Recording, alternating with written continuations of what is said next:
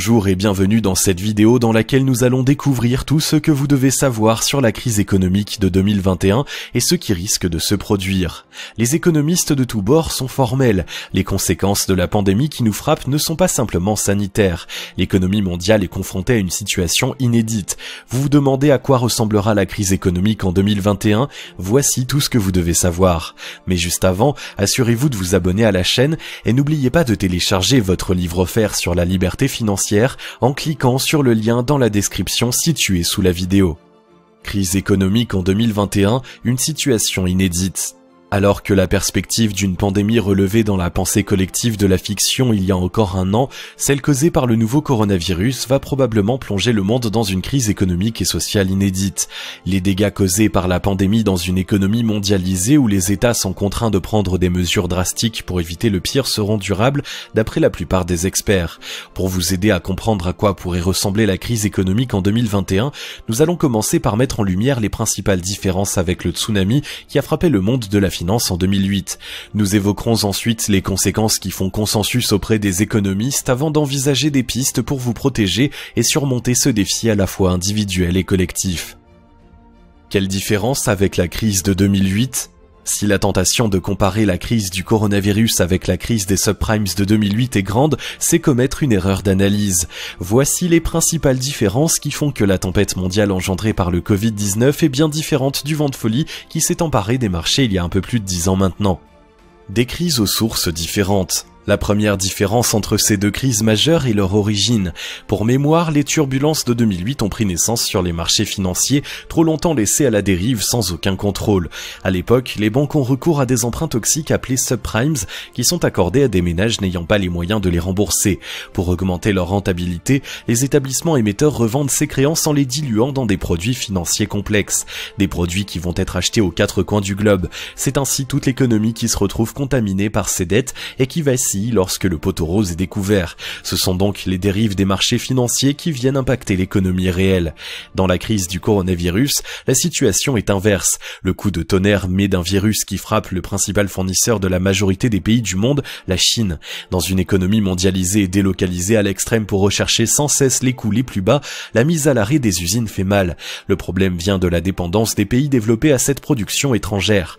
Pire encore, l'épidémie se transforme en pandémie qui touche la quasi-totalité des pays, lesquels se voient contraints de mettre une grande partie de leur économie à l'arrêt en fermant leurs frontières ou en décrétant des confinements dans l'espoir de sauver le plus de vies possible.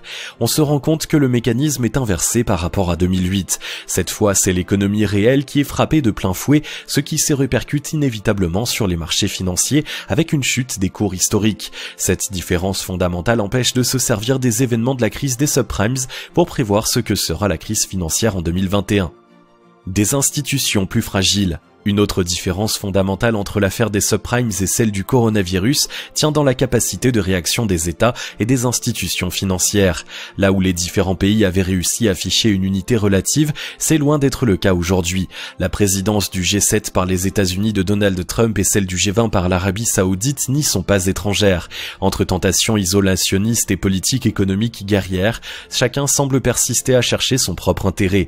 L'Union européenne connaît elle aussi son lot de difficultés avec des États membres incapables de coordonner leur action pour parler d'une seule voix. Autre élément déterminant, l'action des banques centrales. Elles ont joué un grand rôle dans la sortie de la crise en 2008, mais se retrouvent aujourd'hui démunies face à une tourmente qui n'est pas d'origine purement économique. Leur champ d'action est réduit, de même que les moyens dont elles disposent pour aider les États à limiter la casse. Une crise qui frappe au nord comme au sud. Si l'épisode des subprimes a aussi affecté les économies du sud, ses conséquences sont moins marquées que celles de la crise du Covid-19, car certains pays restaient faiblement impliqués sur les marchés financiers. Ici, nous sommes face à un virus qui ignore aussi bien les frontières que le montant du PIB et se propage comme une traînée de poudre. En plus de devoir soutenir leur propre population, les pays du nord se voient rappelés à leurs responsabilités et contraints d'envisager des solutions pour soutenir les États les plus fragiles. Crise économique en 2021, ce qui risque de se produire. Voici les différentes conséquences de la crise économique de 2021 envisagées par la majorité des économistes. Les économies fragilisées par des dettes records. Pour éviter le naufrage, l'ensemble des États a été contraint de mettre en place des plans de relance d'une ampleur inédite et il y a fort à parier qu'ils vont devoir continuer dans ce sens. Pour financer le coût astronomique des mesures destinées à sauver des pans entiers de l'économie, notamment dans les secteurs les plus impactés comme la culture ou le tourisme, ils ont dû avoir recours à des emprunts colossaux, une situation qui fait courir plusieurs risques. À force de creuser le montant de leurs dettes, certains pays risquent de se retrouver en défaut de paiement, ce qui entraînerait un effondrement encore plus grand que celui de 2008. Des mesures exceptionnelles comme des annulations de dettes conduiraient à une dévaluation de la monnaie et à une inflation importante. Une récession économique importante. Les années 2020 et 2021 vont se caractériser par une récession économique record, une situation qui s'explique par le ralentissement inédit de l'activité en raison des confinements et autres mesures destinées à faire barrage à la pandémie de coronavirus. De nombreuses entreprises vont déposer le bilan malgré les mesures de sauvetage mises en place, causant des destructions d'emplois qui auront un impact direct sur la consommation. Une situation qui montre les limites de notre modèle économique basé sur une croissance exponentielle qui ne pourra être obtenue avant longtemps. Une hausse massive du chômage. Le coup de tonnerre qui secoue de nombreux secteurs des économies va entraîner des suppressions d'emplois encore plus nombreuses que celles qui ont déjà eu lieu. Les secteurs de la restauration, du tourisme et du spectacle sont tout particulièrement concernés, mais ils sont loin d'être les seuls, d'autant que de grandes entreprises profitent de l'effet d'aubaine pour mettre en œuvre des plans sociaux déjà planifiés de longue date. De nombreux corps de métier dont l'activité est favorable à la propagation du virus risquent d'être amenés à disparaître. Avec la possibilité d'acheter en ligne, de nombreux consommateurs se détournent des commerces physiques pour les biens de loisirs. La crise économique de 2021 risque donc d'entraîner une refonte durable du marché de l'emploi. Des inégalités accrues. Comme toujours en période de crise économique, on assiste à une accentuation des inégalités. Même si les marchés financiers s'affolent et que l'économie ralentit, les riches sont protégés des effets néfastes de la conjoncture par leur très haut niveau de revenus. À l'inverse, les pauvres qui ont peu d'épargne et occupent des emplois faiblement qualifiés vont voir leur situation s'aggraver. La partie inférieure de la classe moyenne, qui a peu de réserves, risque également de basculer dans la précarité. Quelle piste pour relancer l'économie ? Pour relancer une machine économique fortement grippée, les économistes avancent plusieurs pistes de réflexion qui pourraient servir de base à des plans de relance. Des solutions au cas par cas.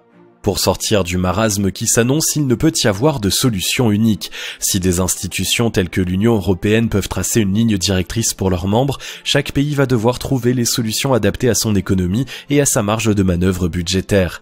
La place de chacun sur la scène mondiale va être à redéfinir, car la crise du coronavirus a mis en évidence avec une grande violence les limites de la mondialisation telle que nous la connaissons. Une réindustrialisation nécessaire. Pour sortir de la crise économique en 2021, les pays qui ont laissé leurs usines filer en Asie vont devoir entamer un processus de réindustrialisation. Une nécessité pour briser la situation de dépendance du Nord aux produits fabriqués dans le Sud. Retrouver le tissu industriel perdu permettra non seulement de gagner en autonomie, mais aussi de pallier au problème du chômage massif causé par les fermetures d'entreprises. Intégrer l'urgence écologique. L'une des raisons qui a permis à la pandémie de coronavirus de prendre l'ampleur qu'on lui connaît, c'est l'action néfaste de l'être humain sur l'environnement. Étalement urbain toujours plus important, chasse de la faune sauvage, perte de biodiversité, réchauffement du climat sont autant de facteurs qui favorisent ce type de tragédie. Pour une reprise économique durable, il est nécessaire de prendre en compte les impératifs écologiques et d'investir dans des solutions qui permettent un mode de vie plus respectueux de notre planète. Le développement durable est donc plus que jamais un élément clé. Une fiscalité à revoir. Autre levier qui pourrait permettre à de nombreux pays de donner un coup de pouce aux entreprises et donc de relancer l'économie, la fiscalité. Si des hausses d'impôts pour les particuliers semblent difficilement évitables, il est indispensable d'alléger ceux des sociétés pour éviter des faillites en chaîne et inciter à relocaliser. Que faire face à la crise ? La première chose à faire pour faire face efficacement à la crise est de rester optimiste quoi qu'il arrive. Les crises ont toujours fait partie de l'histoire de l'humanité et les sociétés trouvent des moyens de les surmonter. Céder à la panique, c'est prendre le risque de prendre de mauvaises décisions ou de sombrer dans l'immobilisme. Dans un cas comme dans l'autre, vous aggraverez votre situation. Ceux qui savent rester optimistes même dans la tourmente utilisent leur énergie pour faire preuve de créativité et de résilience. Ils détectent les opportunités que l'anxiété générale masque aux yeux de la majorité et les utilisent à leur profit. Même s'il se passe des événements sur lesquels vous n'avez aucune maîtrise, vous êtes libre de décider de votre réaction. Faites-vous confiance, gardez foi en votre capacité à rebondir et à prendre les bonnes décisions. Évitez les investissements faits dans la précipitation et les solutions miracles des gourous autoproclamés de la finance. Misez plutôt sur votre éducation. Profitez du confinement pour améliorer vos compétences ou en acquérir de nouvelles. Suivez une formation, lisez, apprenez. Réfléchissez à l'orientation à donner à votre carrière pour vous adapter aux changements inévitables de la société sans vous retrouver pris de court. Gardez aussi à l'esprit que les prévisions négatives peuvent s'avérer excessives. Il est possible que la relance ait lieu plus vite qu'on ne le pense et que le système économique fasse preuve d'une résilience plus importante que prévu. Préparez-vous sereinement, gardant à l'esprit que le plus important est d'être acteur de votre vie. En agissant ainsi, vous vous en sortirez mieux que la plupart des gens. La survenue d'une crise économique en 2021 est une certitude. Le fort ralentissement de l'économie imposé par la pandémie de coronavirus va laisser des traces. Il s'agit d'une situation totalement différente de celle de 2008, puisque les marchés se trouvent impactés par un événement de l'économie réelle et non l'inverse. Si une forte récession, un taux de chômage élevé et un accroissement des inégalités sont à prévoir, des leviers de relance existent bel et bien. Une situation angoissante mais qui recèle aussi des opportunités pour ceux qui savent rester positifs et se préparer sans céder à la panique. Souvenez-vous, vous n'êtes pas responsable des choses que vous ne pouvez pas maîtriser, mais de la manière dont vous réagissez vis-à-vis d'elles. Si vous avez aimé cette vidéo, merci de liker, partager, commenter et surtout vous abonner à la chaîne. Vous êtes également libre de recevoir le nouveau livre 5 étapes pour atteindre la liberté financière en cliquant sur le lien situé dans la description en dessous de la vidéo et on se retrouve très vite pour une nouvelle vidéo.